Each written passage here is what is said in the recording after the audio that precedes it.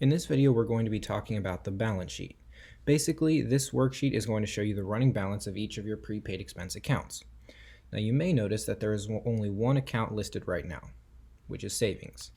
This is listed automatically. When you earn money, it goes directly into savings. This is basically undesignated money. I'll come back to that shortly. Let's first add a couple prepaid expense accounts to our budget. Currently, we have rent and food, neither of which are prepaid expense categories, so let's add three which we would consider prepaid expense categories. Car repairs, let's add gifts, and clothes. Gifts and clothes could be considered prepaid categories because you are not necessarily going to spend money in these categories each month. I'll just add random amounts to these categories, but I'm not going to designate them as prepaid yet. So I'll just put 100 for repairs, 50 for gifts, and 50 for clothes.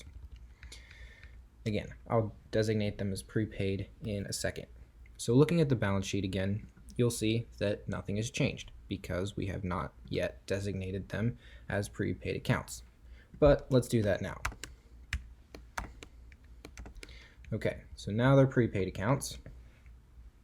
And let's look back at the balance sheet, and now they show up.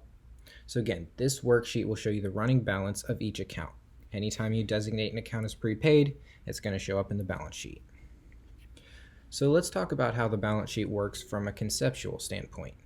The idea is that the sum total of all these account balances equals the balance of your bank account. So if you just drag, you can see down here, the sum is 0, which makes sense because we don't have anything in our bank account. Or in other words, we haven't added any revenue to the transactions tab. But let's do that now. So let's say we earn $2,000. Let me add that now. We'll just use July. Revenues category 1, 2,000. Okay. So let's go back to the balance sheet. Now you see it originally shows up in savings right here. Again, savings is the leftover account. It is all the money you have left over after expenses have been paid for and money has been set aside for prepaid expenses. But as of right now, there are no expenses, and so it all goes here into savings.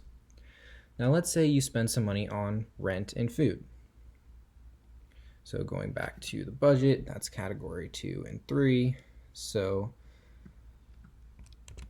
we have rent and food. Let's say you spend $400 in rent and $100 in the food category.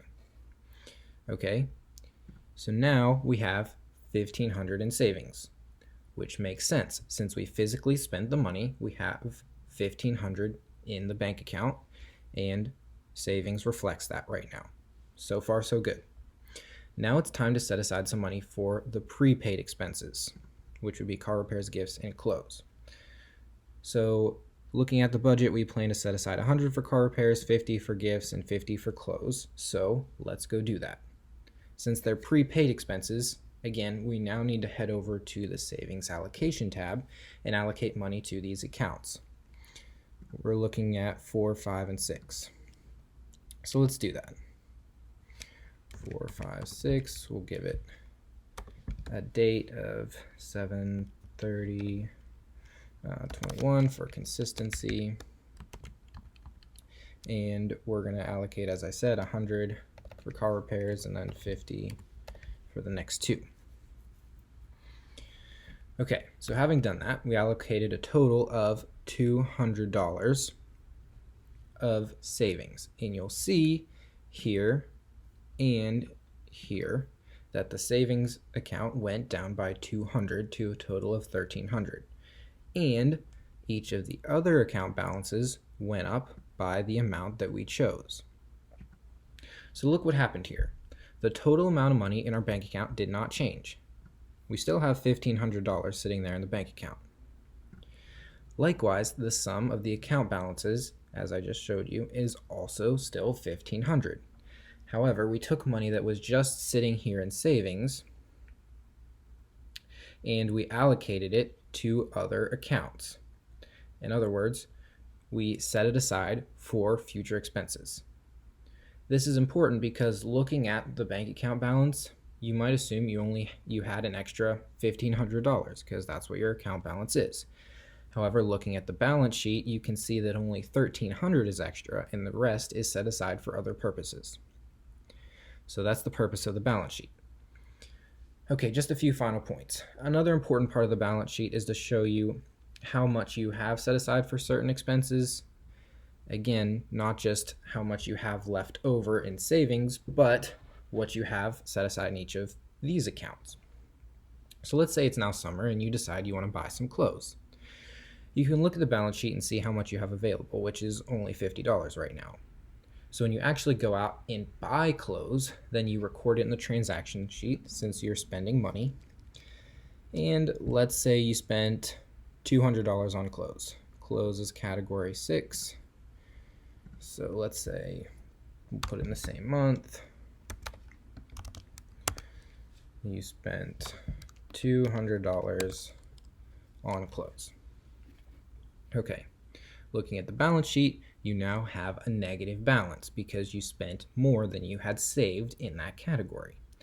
In order to fix this, you have to go back to the savings allocation sheet and take money from savings to cover the additional money you spent on clothes. It's important to note that whenever you allocate savings, it takes money that you already have in savings and put it in another account. When you spend money in a prepaid expense category, it deducts that amount from the respective account balance. And when you spend money in a category that's not a prepaid expense category, it deducts it directly from savings. So let's go ahead and set aside another $150 for clothes.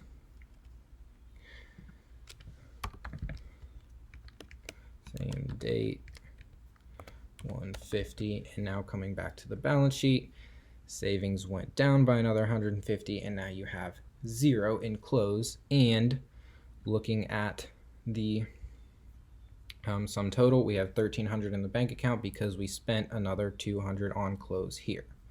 So everything checks out. The last thing I want you to note is that these balances continue to roll over to the next month. They'll always stay up to date, at least within the same year, and we'll talk about how to roll over your account balances to the next year in the Getting Started video. But before then, we still need to talk about analyzing your data, and that will be in the next video. I'll see you there when you're ready.